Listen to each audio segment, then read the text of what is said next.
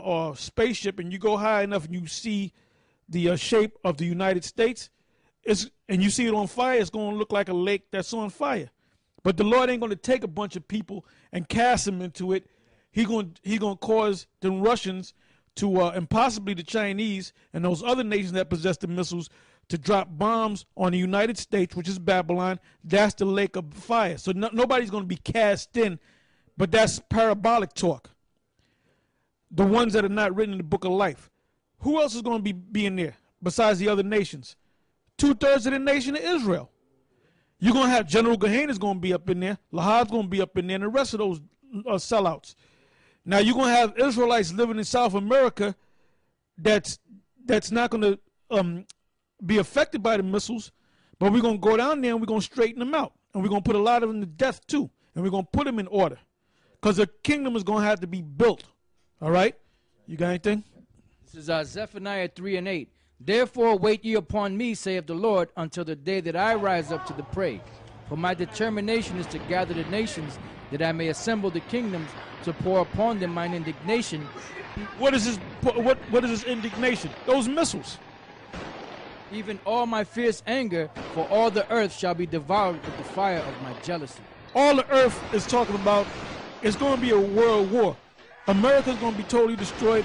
Israel's going to be totally destroyed but built back up. Parts of China's going to be destroyed. Parts of Russia's going to be destroyed. Parts of other parts of the world are going to be destroyed. But they're not going to be totally destroyed like the United States. So that's why it refers to the whole earth, because a lot of these different nations, these countries are going to taste of those missiles. All right? Go back to the top of the question again and read it again.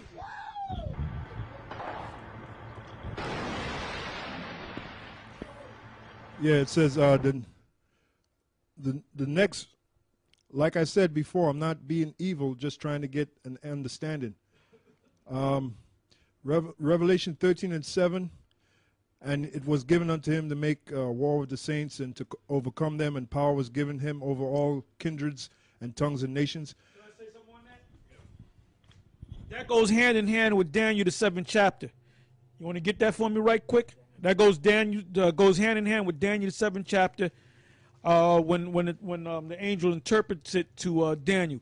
Anyway, that's talking about when Esau came over here and he took down the tribe of Gad, the tribe of Reuben, the Latin tribes. Then he went to the so-called Africas and got Judah, Benjamin, and Levi and brought them over here. That's the war that he made. That's when that war took place. During it, starting from the late 1400s, 1500s, 1600s, 1700s, up until now. All right? Go ahead. Daniel chapter 7, verse 15. I, Daniel, was grieved in my spirit and in the midst of my body, and the visions of my head troubled me. I came near unto one of them that stood by and asked him the truth of all this. So he told me and made me know the interpretation of the things. These great beasts which are four kings which shall arise out of the earth. But the saints of the Most High shall take the kingdom and possess the kingdom forever, even forever and ever. Then I would know the truth of the fourth beast, which was diverse from all the others. That's the Roman Empire, the pagan ancient Roman Empire. Go ahead. Exceeding dreadful, whose teeth were of iron, and his nails of brass, which devoured, brake in pieces, and stamped the residue with his feet. And of the 10 horns that were in his head, and of the other which came up, and before whom 3 fell, even of that horn that had eyes and mouth that spake very great things. That's America. The 3 horns that fell before America was Great Britain, England, or the UK, the French, and the Spaniards. Whose look was more stout than his fellows. I beheld, and the same horn made war with the saints. Yeah, that horn is America. When they came over here, they came against Gad, Reuben, the Latin tribes. Then they went over to the Africans and got Judah, Benjamin, and Levi and put them in slavery. Go ahead. And prevailed against them until the Ancient of Days came and judgment was given. And the Lord's getting ready to come. Like I said, the last few prophecies, major prophecies, is them going and declaring war against Iran and pushing out that chip, the mark. Now they say that's going to be done by 2015, 2017. Things are moving too fast. It's going to have to be done within 2012. There's going to be some major things that's going to happen in 2012. All right? So they're already there's people that are already receiving the mark. They're receiving that chip. There's a story that Forerunner 777 did, where he was talking to this guy in the military when the situation happened in New Orleans, the Katrina situation, and what they did, they were confiscating the babies from these Israelite women, and they gave the babies back, but the babies had chips in their right hand. You know? So they're already doing it, man. So you got people that's going to these doctors and they're getting the variant chip in them, so all the medical information could be done in there. So they're already doing it, man. So now they're fighting against the clock. What does it say in Revelation 12, chapter 12, verse? They know that they have but a short time. So now they got to move quick before the Most High takes them out. So they're going to do things quick. Go ahead. Until the Ancient of Days came, and judgment was given to the saints of the Most High. And the time came that the saints possessed the kingdom. Yeah, so that's getting ready to happen. All right, let's go back. The 8th verse, and all that dwell upon the earth shall worship him, whose names are not written in the book of life of the Lamb slain from the foundation of the world. From those two verses, it seemed to be talking about two different events. It talked about overcoming the saints, meaning all of Israel. That's easy to explain. Right. That's when they first came over here. That's when they first came over here. It's two different events. That's when they first came over here.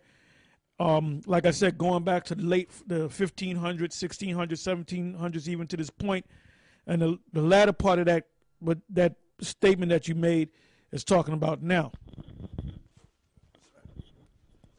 Reading on, it says, meaning all of Israel before they went off, right? You know, Elder Tar explained it. All kindreds and tongues and nations, the heathen nations are not included. The heathen nations are not included in this verse, right? So, yeah, basically, you know, just like. It says all kindreds shall worship, but it's talking about Israel, 2/3 of Israel, Yep. and the rest of the nations. Yep, that's right. Right. So, right. It's right. Just like Elatar says, it's talking about 2/3. It's talking about 2/3 of Israel and the rest of the nations. All right.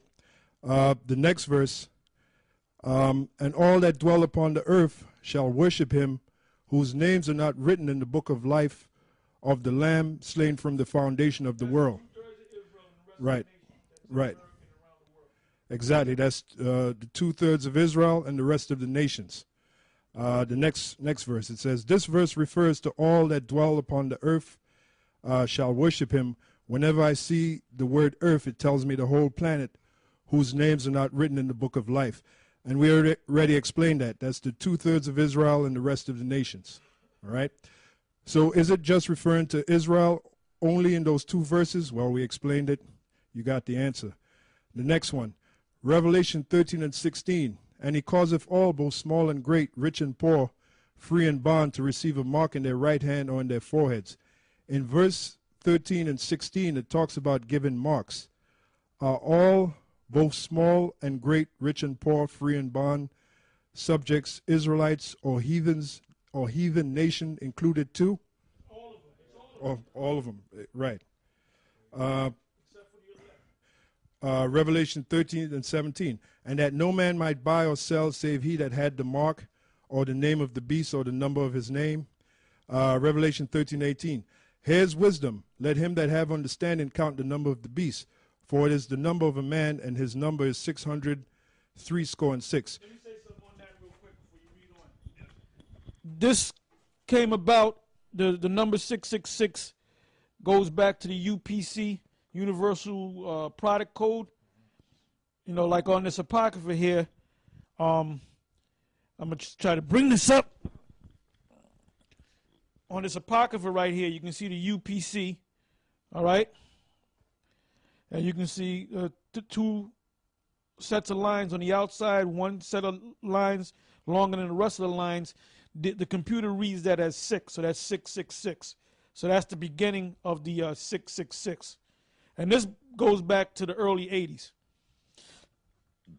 Go ahead. Yeah, reading on.